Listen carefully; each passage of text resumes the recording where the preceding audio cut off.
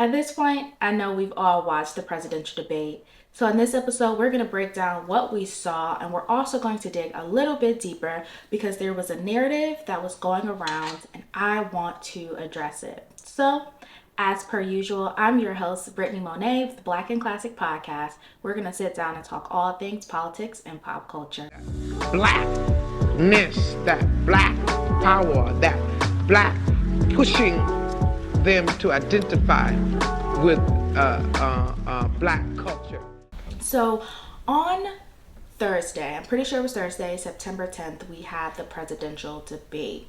Now, going into it, I definitely thought it was going to be messier. I thought there was going to be a lot of mudslinging, a lot of insults, but it wasn't that bad. Both presidential candidates were very, I would say, well behaved. I think there was enough shade being thrown on each side. There were funny moments, and overall, I thought it was pretty interesting. It kept my attention throughout the whole thing. I definitely wanted to hear answers to the questions that the moderators were giving. Not a lot of answers, a lot more campaigning, but I guess that's to be expected with the presidential election. Now, there was a narrative that was going around, and I guess it's not so much a narrative as it is questions, right? The questions were, well, what are they going to do for Black people? How are they going to do something for us? I hear all these other questions. What about us? And that went across social media with like a broad stroke, right? That was what everyone was saying. How are they going to address issues for the Black demographic in the United States? So here's the thing with that. If we take a look at Trump has a connection with his, I don't want to say following, but with his following, for lack of a better term. He has a connection with them because he has identified their issues. He knows what they value. He knows what they believe in. Even if he doesn't believe in what they believe in 100%, he knows how to toe the line of saying, hey, I know you want this. Here's how I can offer a remedy to that still aligns with his own values. Perfect example being either pro-life or pro-choice. He's flip-flopped. In that presidential debate, we heard him flip-flopping, and then he was kind of like, well, yeah, I'm pro-choice, but we can't go so far that we're allowing it to happen after birth or at 9 months. So it was like, yes, I still have this value of being pro-choice, but I also recognize we can't go so extreme that it's happening after birth or at 9 months. And, the moderator wanted to debunk that every chance she could get, which is fair because that's a scary thing to hear. And if it's not completely true, we shouldn't say it. And if it is true, then we should source that. Okay? So that's what he does. He's able to understand their issues, understand what they're passionate about, and he curates his campaign around what their value lies in. So that's what I can appreciate about Trump, is that he's very honest with who he is and what he values and what he believes, but he also understands his audience, and he understands that I have to also play into them, but I'm still not going to lose what I believe in. And I think that's the businessman in him, where there's some empathy to understand the other side, but it's like, no, I got to get this deal done, so I still have to remain true to me. I think that's the business side of him, if I had to take a while to guess. Okay, so that was very interesting about Trump, but that then leads me to Kamala. And when I say Kamala, I'm again doing a very general thing of talking about the Democrats because this is more of the Democrats' playbook. I've talked about it before. This is just what they do. So you have Kamala, who has yet to, I don't think any political party has ever really identified. Honestly, I think Republicans do, but that's neither here nor there. Identify with what Black issues are. What the Democrats do is they say, well, what can get us the black vote? Not what are their issues, what can get us their vote? What do they like? Not what do they value, what do they like? What do they love? What do they enjoy?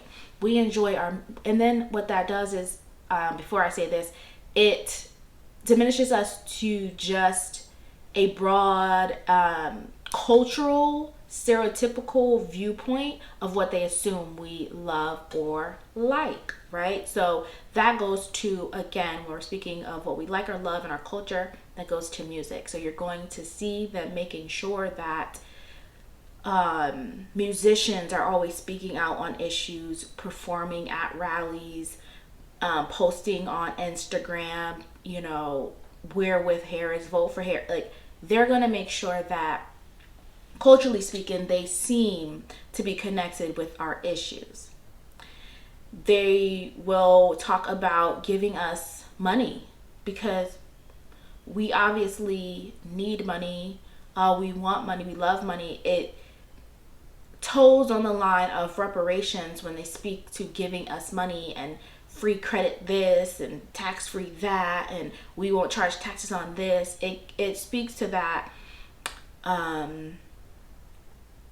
that feeling that we're gonna have some type of reparation, right? So they definitely love to dig into those things. However, what they fail to do, like what Trump does, is identify what our issues are. Our issues are problems that we want someone to fix, at least talk about fixing, and we want them to put things in place to make it seem like they're doing it, right? They aren't doing that. What they do is they sell us a dream on cultural things and money. And they think, well, that'll get the black vote. If I talk about this cultural thing, and sometimes it sounds crazy as hell, but if I talk about it, then it will seem as if I'm on your side. And the whole time never addressing any of my issues, any of my problems, any of my sickness. All they're addressing is what I like or love, not what I value. Address what I value. Address what I believe in. They don't do that. And that, to me, is where the disconnect is with Kamala. The disconnect is in, and again, when I say Kamala, I mean the Democratic Party. Maybe I should just say that, right? The disconnect is in the Democratic Party not understanding what the values are for the black demographic. You would have us coming out so much stronger to vote if you understood what the values are, what we actually want to see change. And they don't know. And they don't know because we don't know. We don't know what we value. We don't know what we want to see change. We don't know what problems need to be changed. All we know is we want someone to come in and magically change things, and we don't even know what's broken. And the problem is that things are broken, but if you point it out, you're anti-black. If you say this is a wrong thing, you're anti-black. That is the real issue, is that we can't even speak on problems and issues without being deemed or dinged as anti-black. Like, no, I'm not anti-black. I'm just telling you what the issue is and what the problem is. That doesn't mean I don't love you if I call you out on your bullshit. It just means I no longer want this bullshit associated with us. Okay? So now we're going to just jump into a clip real quick so we can check this clip out, because again, it's from one of my favorite people. You guys know how I feel about this person, but it just goes to understanding that people are going to try to speak for us about shit they have no idea about. And until we can all get on the same page and say, here's our issues, 1, 2, 3, list them all. List them completely down. Once we can get our issues down, then we can go to these parties, whether it be Republican or whether it be Democrat, and say, hey, here's our issues. What you gonna do about these? We can't even get on the same page. We can't get on one accord. So how do we expect someone to fix a community that we can't even identify the issues of that community? I don't know. So let's check this clip out here. that white supremacy and white nationalism is ranks nowhere near the top of the issues that are facing Black America. And the reason that you are bringing them up in this room is because it is attempt to make the election all about race, as the Democrats Not in do. my case, Ms. Please don't Owens. cut I'm me sorry. off. Please do not characterize my motive. Mr. Chairman, it's my time. Yeah, it's my time. You've got your time, Mr. Menendez. I'll give you 3 more seconds. Every 4 years, you bring up race, and you knew exactly what I meant when I said hilarious, and you just tried to do live what the media does all the time to Republicans, to our president, and to conservatives, which is you tried to manipulate what I said to fit your narrative, okay? I was not referring to the subject matter that is hilarious. I said it's hilarious that we are sitting in this room today, and I've got 2 doctors and a missus, and nobody can give us real numbers that we can respond to so we can assess how big of a threat this is. Because you know that it is not as big of a threat as you are trying to make it out to be so that you can manipulate. And the audacity of you to bring up the Christchurch shooting manifesto and make it seem as if I laughed at people that were slaughtered by a homicidal maniac is, in my opinion, absolutely despicable. And I think that we should be above that. To try to assign reality or any meaning to a homicidal maniac writing a manifesto, which, by the way, let the record show, also stated Spyro the Dragon, the child's cartoon, as a source of inspiration. He also cited Nelson Mandela as a source of information. I don't think that Nelson Mandela has inspired mosque shootings. You can correct me if you think I'm wrong.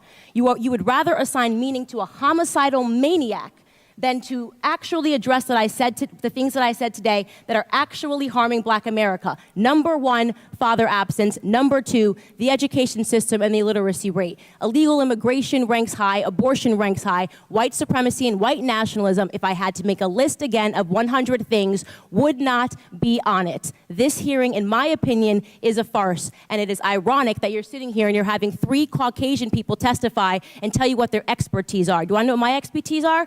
Black in America. I've been Black in America my whole life, all 30 years, and I can tell you that you guys have done the exact same thing every 4 years ahead of an election cycle, and it needs to stop. Now, when I tell you, ooh, she ate them up deliciously. She ate them up. Why did she eat them up? I mean, here's the thing, right? First of all, we have people who, again, speak to issues that they have no understanding of. I think the whole point of playing that clip was just to get to her saying you have 3 Caucasian women speaking to an issue that I live and breathe every single day. So no, they cannot testify or give you any expertise to something I actually live every single day and have lived for 30 years. That is all I be trying to say. We live our lives as Black people every single day, all day long. We know what affects us. So there's no reason why we should be impressed by someone shaking ass or dancing at a rally, by someone getting up on their social media account in their $17 million home telling us to vote one way. All of that shouldn't move us, because at the end of the day, we know what it's like to go out and actually be Black in America. We don't need someone to persuade us to vote for something. We already know what issues we face, so we should be able to go out and get answers on those issues. But the problem is we're so convoluted and deluded to believe that because someone likes our music, or because someone says, oh yeah, I listen to that too, all of a sudden they're down with us. Don't shrink yourself to believe that you only measure up in a cultural standpoint. You have a greater impact than that, and it doesn't make sense to sell yourself short that you can't get and be fixed and get things from your government that would help your community. Okay, they want to sell you what your issues are, and you know those aren't your issues. Can't no one sell you on your own problem? Right? Like, I know what our issues are. So you can't tell me that our only issue in America is racism for Black people. That's the only issue that we have, is racism. And once we get that understood, there will be kumbaya.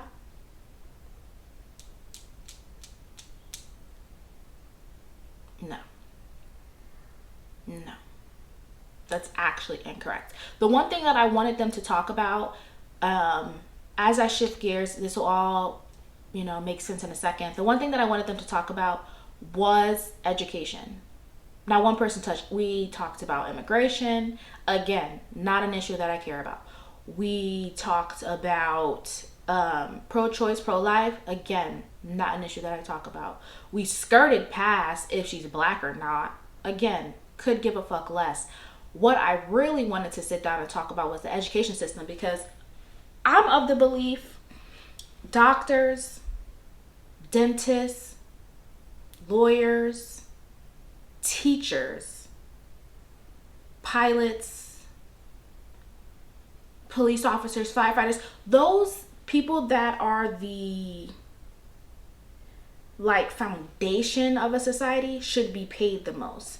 Not your bankers, your entertainers, your authors, all those people. No, they shouldn't be paid the most. It should go into these teachers, because these teachers are the people that are literally building our society. And no one pays attention to the teachers. No one talks about how the teachers should be paid more. No one talks about how maybe we should have cheaper schools, better schools, money pumped into the schools. Nothing. No one speaks about it. And to me, although, that is a universal issue, I think it's also a black issue. Now, I don't know if you guys seen the clip. It went kind of viral. I don't even know what rapper it was, but I think I don't even know where he was talking about. His accent was so thick. So I don't know if it was New Orleans, babes. I don't know if it was Missouri. I don't know, child. All I know is he said they got the 4th worst educational system. And it was sad as much as it was funny, because it's like you are literally proving your own point.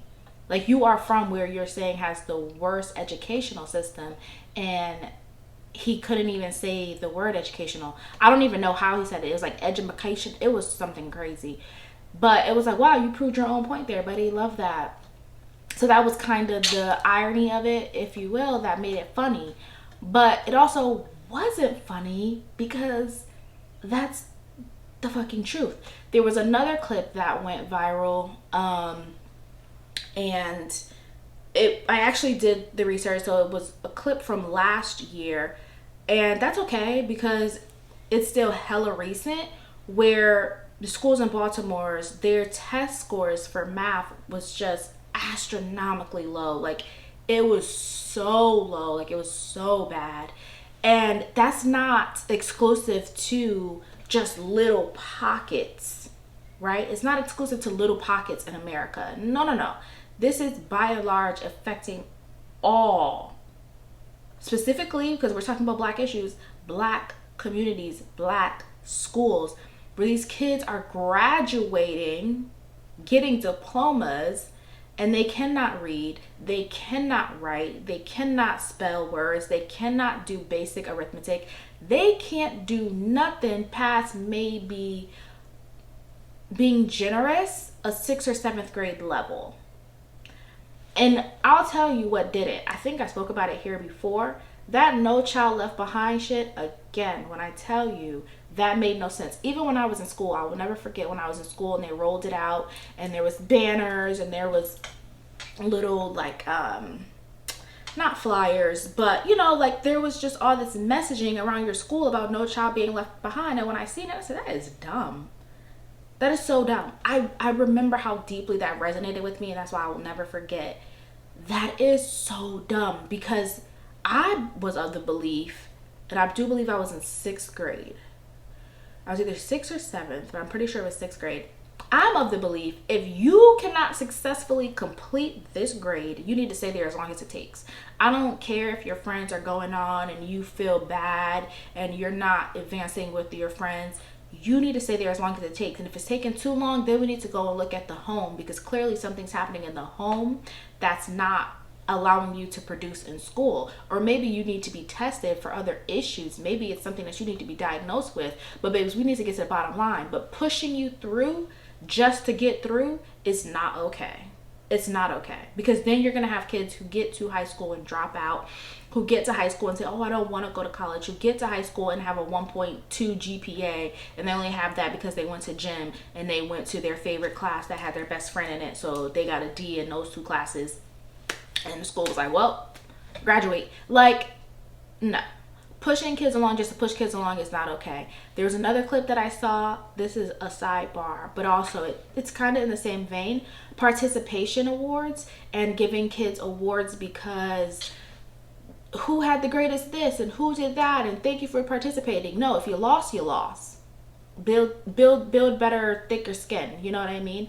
And then when you win, it feels better because you went back and you practiced and you tried harder and you came back with a vengeance to get what you want to get and to win what you want to win. Participation gives you this false idea that, well, at least if I show up and try, I get something too.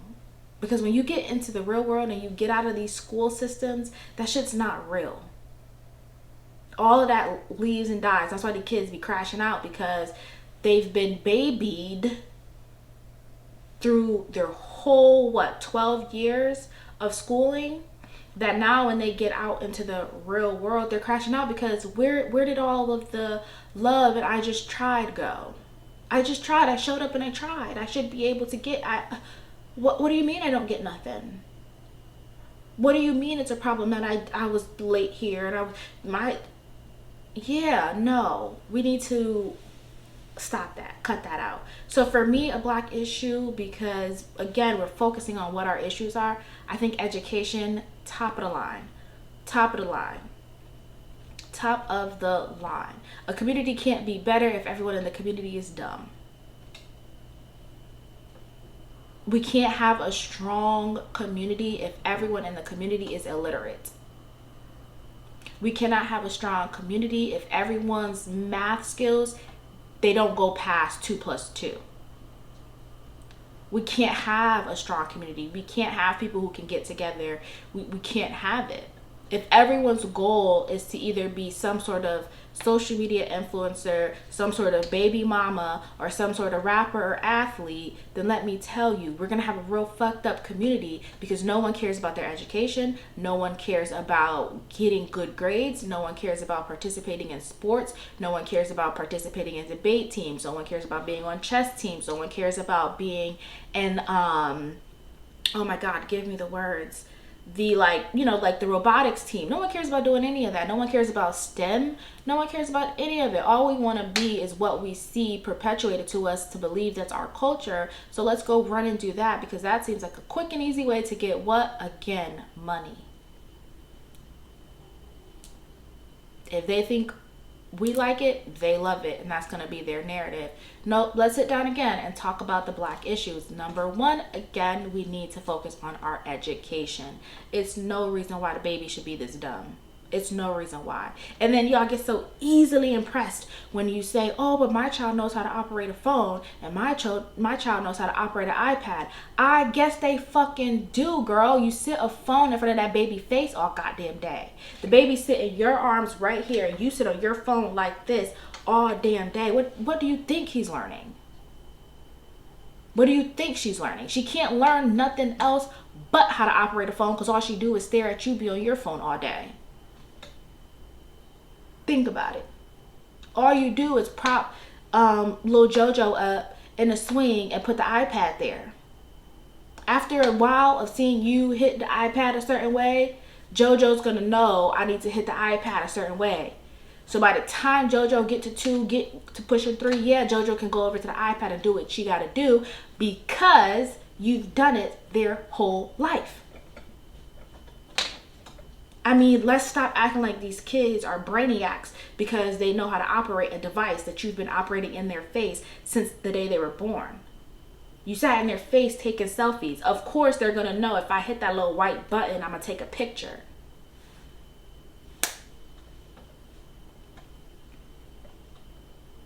All I'm saying is, let's stop. Let's stop. I know it's gonna feel like a band-aid is being ripped off, but we gotta stop, because all this shit that y'all are acting like is so impressed is not. When y'all be thinking these kids know these songs and y'all record them and put them on TikTok, like, how he know the words to this? Because his mama is 17 and she listened to the same song over and over and over again. So yes, Lil Baby gonna know the words to the Lil Baby song.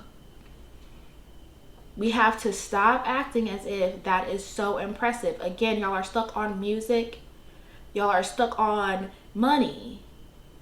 Music and money, that's what they think we love, and every single time y'all prove them right. But your child don't know how to do his homework. Your child don't know how to read. Your child don't know how to write. But they can recite that Lil Baby and Sexy Red music. Now you're impressed. You've got yourself a rapper on your hands. Come on. We have got to do better. And just for the record, recently I told you guys I went to the DC African American Museum of, what is it, like National History or something like that, girl? I don't know, it's a long name. But I went there. And when I went there, I wanted to stay longer. I'm not gonna lie. I wanted to stay longer because I feel like that should be, instead of going to, like, especially like in the East Coast area, I think we go to like Salem to learn about the witches, and we go to like Cape Cod and like all these random places about shit no one cares about. Let's take these black babies to this museum so they can understand their history. That museum should be like everywhere. Oh, it was so good. But you need to understand, like, you started here and here's where you're going. There was a pinnacle where we were on the right track and they wiped out all of them motherfuckers. They was like, oh, no. Again, we cannot get them to be too strong and too smart, too intelligent. Wipe them out. Fred Hampton, take him out. Huey P. Newton, take him out. Malcolm X, take him out. Martin Luther King Jr., take him out. We got to take them out. Assata Shakur, lock her up. We got to take them out because we cannot have them believing this. Or the ones that they do like, let's make them hate them so they can go somewhere else. Oh, you like Nina Simone? She's gonna go to Europe. Josephine Baker, you liked her, very powerful Eartha Kitt. They're gonna go to Europe. You shouldn't like those blacks. No, not them. Are you crazy? Not them. No. You should like those ones. Those other ones. Those ones that'll shuck and jive and do what we tell them to do for some more money. You should like those ones, not those other ones that's making you be black, be proud. Psh, are you crazy? Not them. Sick in the head. So again, that's what we need to look at. So I loved being at that museum because I realized how great we were and like how deep and rich our history is, but we don't know. All we know is the last, I won't say that. All we know is what we are exposed to. And we need to be exposed to a lot more. I don't think that we even care to be exposed to it because, again, it's all monkey see, monkey do. If one monkey doing it, then the other monkey's got to do it. And no one's going to stand up and say, hey, that's probably not the best thing. And when they do, they're ostracized by who? The media. And we already know, if you've listened, if you've been here, we already know who run the media. So I guess that's not a shocker either, right? I don't know. Next up for our second issue, because I think you understand where I was going with education. Next up for our second issue that I believe black people should be worried about is poverty and employment. Again, to me, it's all a trickle-down effect. Once we get smart, we don't have to too much worry about poverty and employment because we can go out and know that we are qualified for these jobs and we don't have to wait for handouts from the government. We don't have to wait for a tax-free credit for this and, oh, people want pandemic checks back. We don't have to wait for none of that because we know that we are intelligent and that we have the means and the resources to be qualified for anything that we want to do outside of music. So with that being said, I want them to address the issues that go on in inner cities as far as the poverty rate, as far as housing. Gentrification comes around, but that's cool and everything. But I mean, when you have these places where, for example, the capital of Connecticut, y'all know I live in Connecticut, capital of Connecticut is Hartford. Hartford was ranked as one of the most expensive places to rent. A lot of people were shocked. I said, I'm not really shocked because, first people were shocked because Hartford was on the list. I wasn't shocked because the cost of to actually rent or live in Hartford is here. The income is here. So the income of the people is here, but the cost to rent is here. Do you see the issue?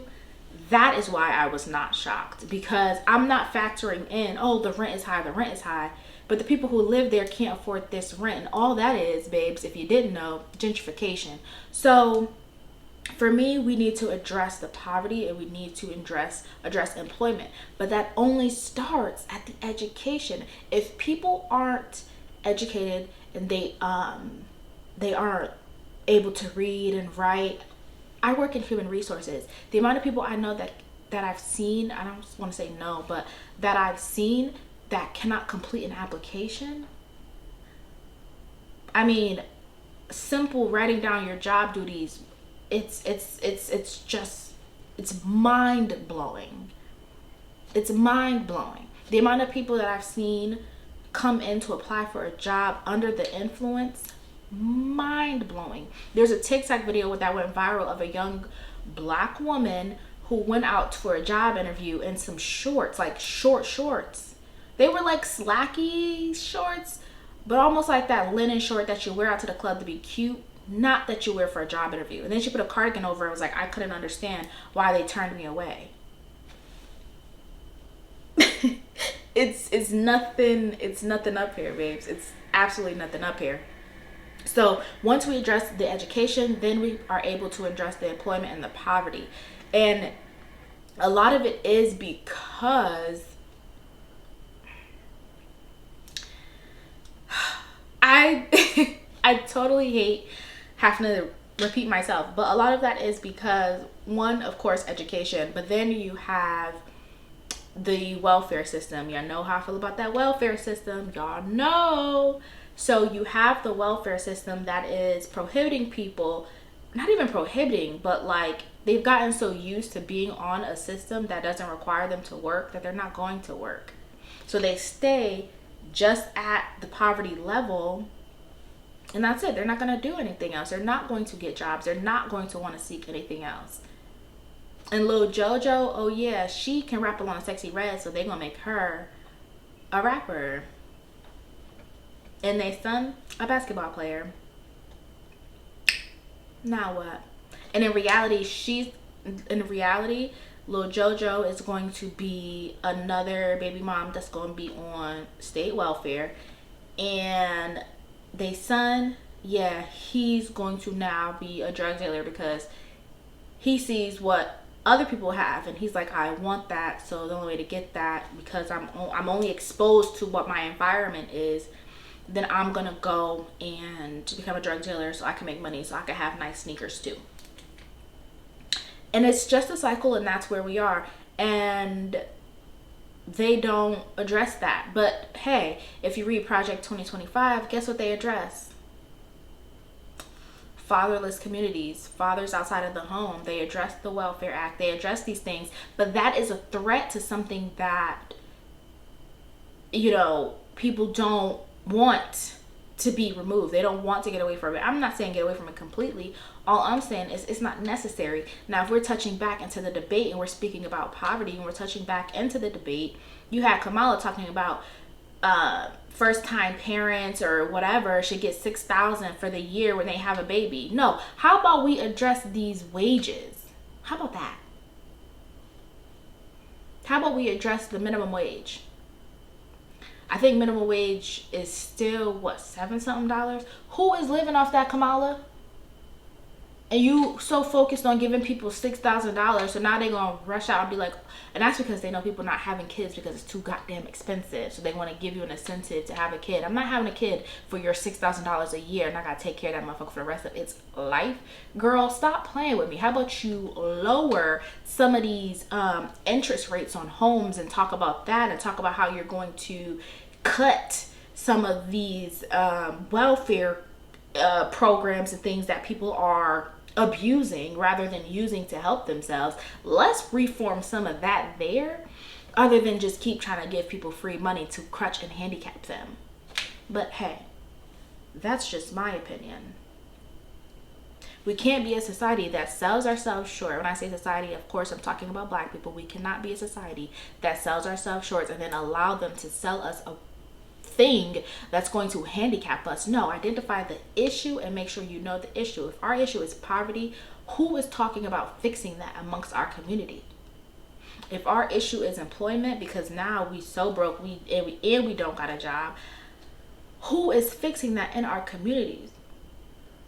Who? It's people with jobs committing crimes just to supplement the income. It's like I said before, it's teachers who are teaching and also have OnlyFans. Teachers who are teaching and also trying to become rappers. Teachers who are doing this but then also doing this on the side, like hustling and doing hair and all of this on the side. Like, it shouldn't have to be all of that, but it is, because no one wants to address the poverty. Everyone wants to address what they can do to give you a quick fix to feel like you're getting some type of reparation. Fuck the reparations if you can't fix what's actually going on. That's the same thing I said when they were giving out stimulus checks. Keep in mind, we should have been able to opt in. I think everybody would have opted in, but keep in mind, because I already knew what that meant. There's no such thing as free money. They're going to come for theirs on the back end. And I don't want that. I don't want that, and I don't need that. What I do need is for these issues to be addressed. What Kamala should be doing is going around to these inner cities and talking about hope, talking about what they need to do. They want to go to a place, they visit your city. Yeah, they might go to the Capitol, but then they want to sit on the bougie side of the Capitol. No. Go to the real bad part. Yeah, go out there. Go to some of these schools, sit in some of these schools and hear how these kids talk. That's why I hate to say it, but like, I don't use too much slang. Do I swear? Swear down. Yeah.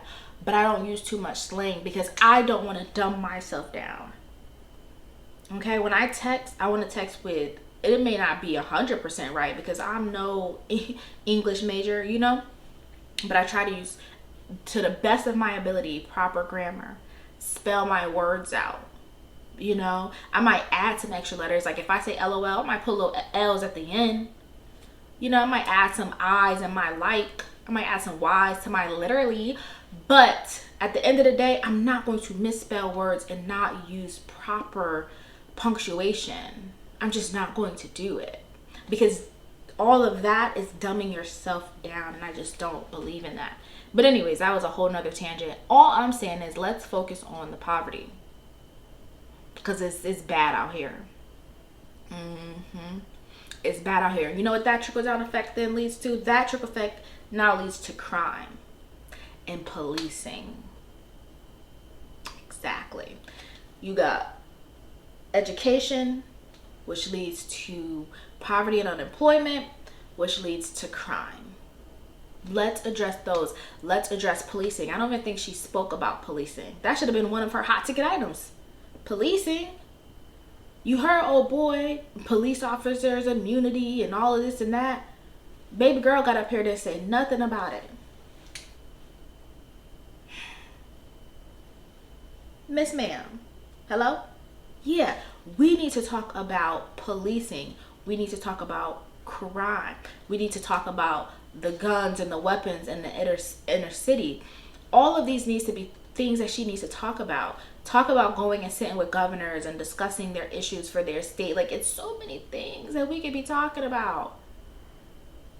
Especially crime. crime. Like, crime is too high. And I know y'all, again, if you talk about it, oh, but white people have crime and there's not white on white crime and blah, blah, blah. I don't care about none of that. When I turn on the news and when I see black babies being shot at a rate that is just so alarming, and then you see the age, that actually breaks my heart. Like, it actually breaks my heart. It makes me so sad when it's like this 16-year-old was killed and this 17-year-old stabbed a 15-year-old and this 13-year-old shot a 17. Like, it's wild, it's insane, and I hate it. But on that note, we got another clip, and we're gonna check out this clip because I think it's pretty short, but we're gonna check out this clip because, again, we need to understand what's going on. This is actually pretty recent. 19-year-old Brianna Portalatin, 8 months pregnant, was among other suspects brought out from a sort of criminal commune in a Bronx apartment. She was in handcuffs again. Police say it's her third gun arrest. What's going on here? I love you, babe. The expectant mom with a rap sheet is allegedly one of 20 members of the notorious Slaughtery Gang, indicted in 14 shootings in the Fordham section of the Bronx. In our exclusive look inside the NYPD takedown, we learn she's not the only female alleged trigger puller. There's also a 15-year-old girl, shown here in silhouette, taking aim and firing. Then there's one of the gang's leaders, 19-year-old Nadine Asamoah, known as drill rapper Nay Benz. Investigators say she was one of the leaders. We're racing to the precinct right now because so far this morning the detectives have captured 8 subjects wanted in this case. Nay Benz, police say you're a trigger puller. Police say you're a trigger puller. Is that true? What? Police say you're a trigger puller. We saw three case members, which we've never had before, arrested. When you look at those 3 case members, total 5 trigger pulling incidents and 6 gun arrests amongst those 3 females. So we're seeing the violence, it's increasing, and it's concerning. Female detectives are playing more prominent roles in the gun violence. They're not clip to me, again, heartbreaking. These girls are young. These men, these boys are young. She's full on pregnant, getting arrested on her 3rd gun charge. Nadine, you saw how they said Nadine, also known by her rap name, Nay Benz. And then when she's coming out, they're asking her questions. Nay Benz, that's how you want to...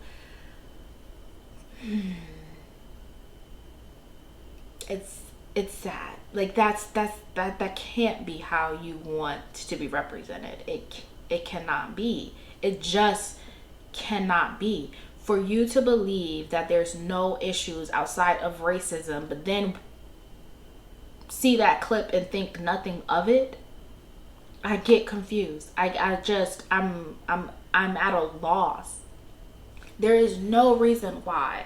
And then what got me was, at first it was like she was telling this guy who came out, he also, I don't want to be rude, so I'm going to catch myself quite a lot.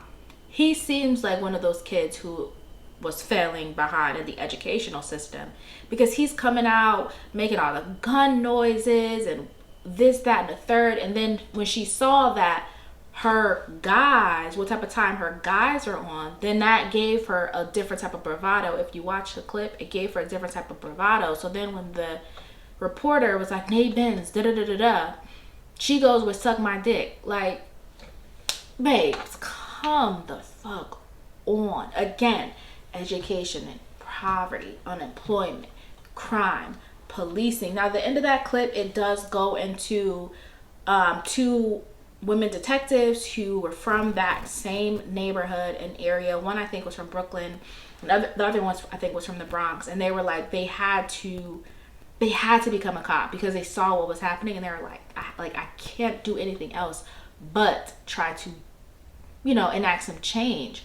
And I think that is very important. I think that a lot of people, who live in a community should be involved in the policing of that community. And because, you have an education system where it's not the best, schools aren't funded the best, there's a lack of supplies, there's a lack of resources for the school. It tends to have high dropout rates. Kids aren't passing, so they're bored, they're not challenged, there's nothing that's feeding their mind, so they're going to go to the streets, right?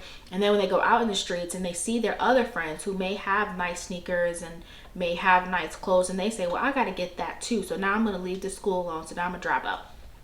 Now that I'm a dropout, now I need to get money because my mom ain't got no money. My mom is living off state. She's living off welfare. She is unemployed. She got to be unemployed to be on state. So now I need to go out and find something to do. Well, what do I know? I know music. Exactly. And I know money. So if I go now and I try to become a rapper and then also deal in gang culture, well, I can make my music and make my money. I'm on the right path. I'm on the path of least resistance because this is so easy for a Black person, right? Like, this is what we should aspire to be. Then what does that lead to? That leads to me participating in crime. That leads to me being arrested multiple times. That leads to me now having to face jail time, all because the system is refusing to identify our issues. They want to tell you that your issue is systematic oppression and that your issue is racism. We are far beyond that. That disease is already seeped in deep, and it's rooted. It's there and it's stuck. We know it's there. It's been there. That is the foundation of this country. We know that. We are past that. Now we need to identify other things, because if we keep letting them sell us that same narrative, nothing is going to change. They're going to continue to do outrage marketing to outrage us, to get us mad at the white people and mad at the white man, when really in reality we need to take back our own community. That's what we need to do. We need to focus on how we can help these schools, how we can get our education to be back up to par, how we can make sure that schools have resources. That's why whenever I really see like back to school drives and things like that, most of the time I miss them because those aren't promoted as much as other things. I will say that type of stuff needs to be promoted. We need to donate to these schools. We need to make sure that these schools have what they need. You know what I'm saying? Like, we have our famous people who go around and they donate to all these frivolous and bullshit charities and things that don't make sense, and they're going to the Met Galas and all these things, and that's great and that's beautiful, but like, what about the schools and your communities? Donate there. Make sure they have money, and not the ones that are gonna build a gym in your name or rename a gym. No, the one that actually needs it the most, so they can get what they need, so they can have the supplies they need, so they can have the books they need. Some of these schools' books be so torn up and fucked up that, of course, the kid can't learn how. They're trying to read out of a book and 6 of the chapters missing because they've been torn out, drawn over, ripped up, burned, and they got to use the same book that they done had for the past, 6, 7, 8, maybe 12 years. It's a mess. It's a mess. It's a mess. It's a mess. And again, unless we challenge, it don't matter what side you're on, whether you're a Republican or whether you're a Democrat. Pick your issues, not your party. Y'all want to pick a party and then stick with that party, whatever that party says. That's what we're going to do. Fuck the parties. Pick your issues. Identify what you value, and then see what the landscape has to offer. Y'all are working backwards. The reason why we can't take back our communities because we're so hyper fixated on what this person is telling us our issue is, when we know what our issues are. We have the power to take back our community. So let's focus on our issues, what we value, and then let's see who is talking that talk and who is actually willing to walk that walk. They're probably not going to do it at all, but at least we can go to the table, go to the voting booth, go to these rallies, go to these committees, go to these things with actual issues that we need addressed. Until we do that, nothing, absolutely nothing is going to get better. And we're going to keep seeing news articles like that there. We're going to keep having the same conversations year after year, year after year. Our kids are going to keep being the dumbest kids in the world. They're going to continuously follow down a path of poverty and unemployment. They're going to continuously fall into the crime and going in and out of jail and catching all these charges and killing people and doing this and that. It's going to continue to happen. The cycle's going to happen until we identify our issues. So don't say, oh, they need to talk about black people and what they're going to do for black people if you don't even know what the issues are. Until you are able to articulate those issues, identify them, write them down, actually maybe think of some type of solution so you can enact change on your own. Until you can do that, nothing will change, and it will forever be the same. And with that being said, I'm done. I'm wrapping it up right here and now. Thank you so much for listening. Again, if you have any comments, if you have anything you want to share, if you want to talk about your perspective, we can do that, because I love talking to you guys about your perspective. However, exactly, if you want to debate and argue with me about my points, I don't give a what? Fuck. Exactly. You can debate your granny, not me. And with that being said, stay dangerous, stay prayed up, and I'll be talking to you guys next time. Bye.